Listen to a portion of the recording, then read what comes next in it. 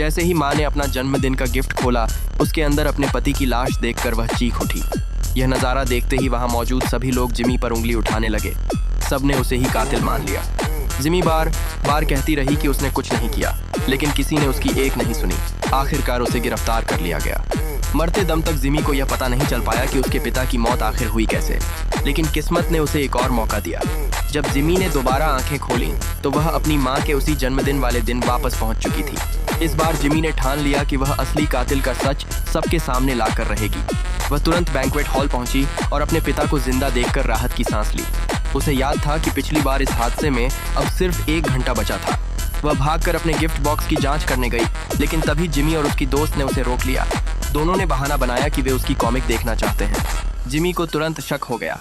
उसे याद आया कि पिछली जिंदगी में भी इन्हीं दोनों ने उसकी कॉमिक देखी थी और कुछ देर बाद उसकी कॉमिक में दिखाया गया हत्या का तरीका उसके पिता पर इस्तेमाल किया गया था।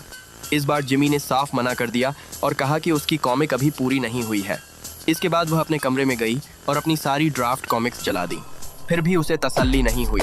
जिमी ने गिफ्ट बॉक्स में एक खास अलार्म डिवाइस लगा दी ताकि अगर कोई बॉक्स खोले तो उसके फोन पर तुरंत सूचना आ जाए।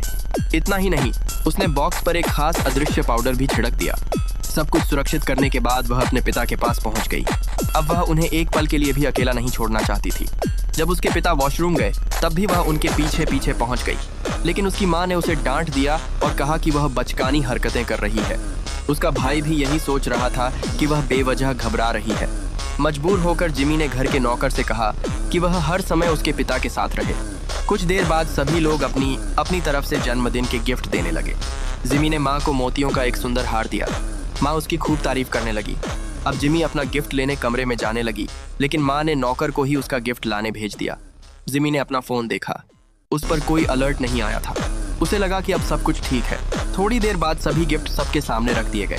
जैसे ही गिफ्ट बॉक्स का ढक्कन खुलने वाला था, जिमी को अचानक एहसास हुआ कि उसके पिता, जो अभी कुछ देर पहले उसके पास खड़े थे, अचानक कहीं गायब हो चुके हैं।